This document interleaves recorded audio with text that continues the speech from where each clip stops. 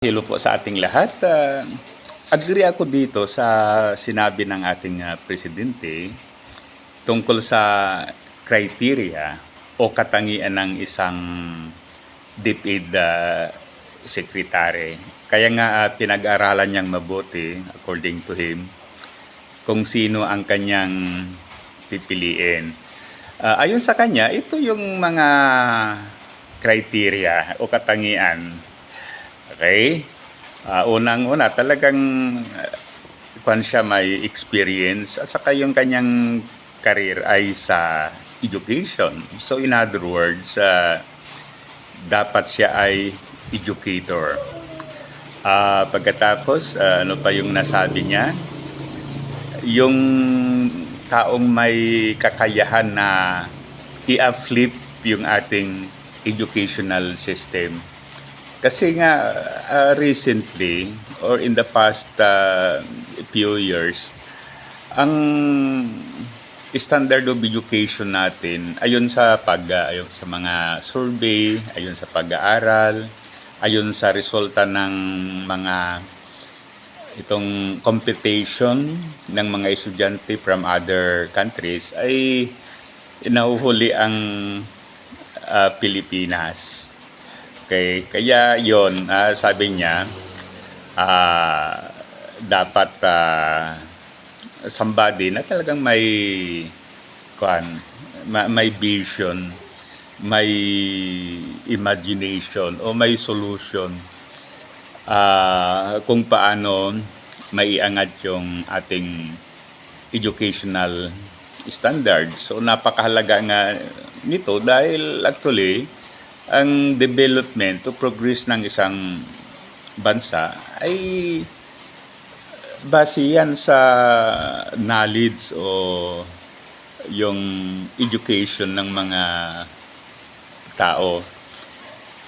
Good education, it means a good workforce. Okay, may critical thinking ang mga mamamayan. Okay. So, agree ako diyan pagkatapos ano pa yung sabi niya, yung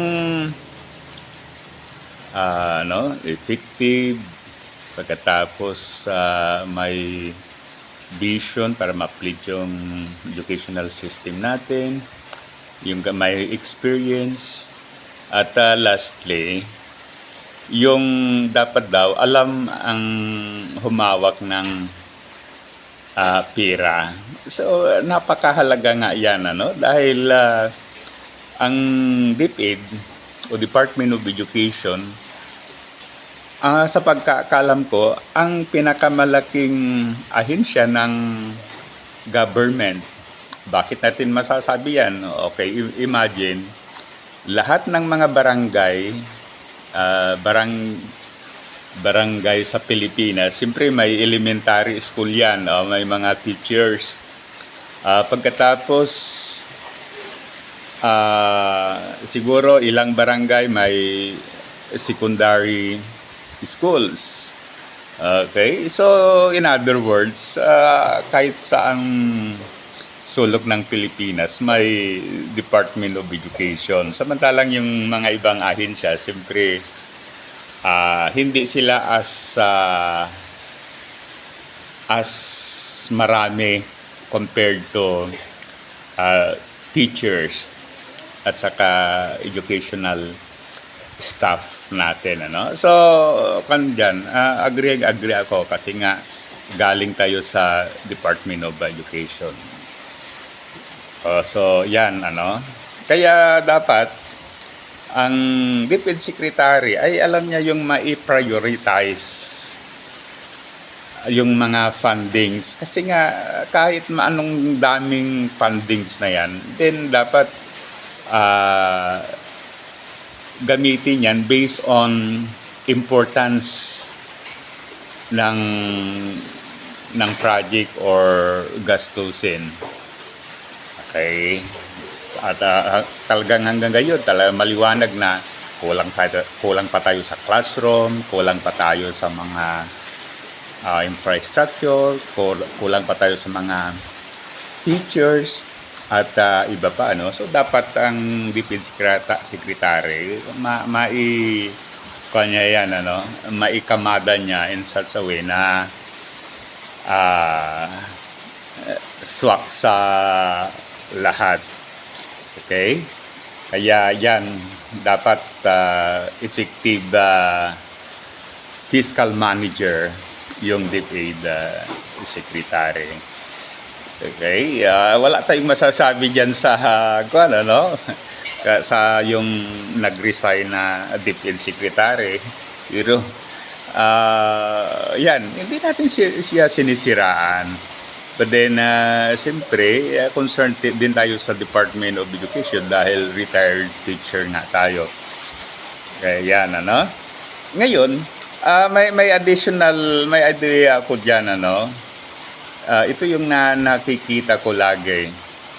At sana at least, ito yung idea na maganda ring i-infuse sa mga pagpili ng ating official, ano. Para sa akin, dapat yung mga magiging DepEd Secretary ay yung mayroon siyang malasakit sa mga school sa rural areas. Okay? So, paano 'yan? Ang nasasabi natin, dapat yung official na 'yan ay na-experience niya yung pagtuturo sa mga rural areas. Alam niya yung situation na at times ang mga estudyante ay nalilate dahil napakalayo noong kanilang tirahan. Mayroon silang akyating bundok. They have to cross a river. At saka iba pang mga hardship. Okay, pa rin yan. Totoo pa rin hanggang ngayon. May mga school na, may mga estudyante na dahil ang tirahan nila ay nasa isla, ay dapat magbabangka sila everyday. Kaya yon hindi maiwasan kung minsan ulan, nababasa sila, and so on. So, marami talagang bagay-bagay na dapat tignan ng Department of Education. Nandyan din ang kahirapan and so on, ano?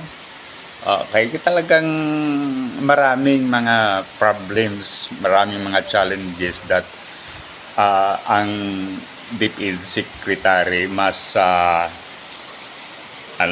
parang siya, yung talagang immerse siya in that situation. Ngayon, kung ang isang isang DepEd Secretary ay parang concern lang siya sa armed conflict, concern siya sa intelligence fund, at saka whatever na parang hindi masyadong kailangan sa departamento o kaya hindi dapat priority dahil mayroon pang mas priority.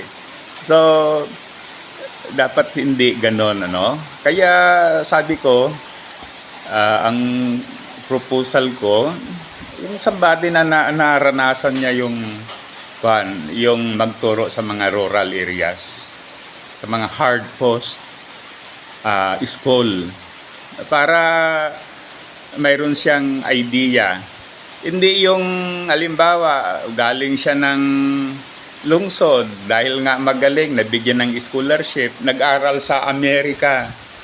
Pagkatapos balik niya sa siyempre promoted yan, then later on magiging DepEd Secretary. Sa palagay ko, hindi masyadong effective while kasi yung ideas niya bisa United States kung saan siya galing.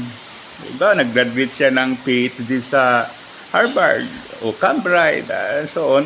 So, hindi swak na swak sa situation dito sa Pilipinas. So, yun lang ang pa natin, ano? Yung mga the rest, okay yun. Okay yun. This is just additional. Pipili ng isang DepEd Secretary na naranasan niyang magturo dito sa mga rural areas. So, that's all. Muli, thank you. Sana i-like at saka subscribe sa ating YouTube channel. Mabuhay tayo mga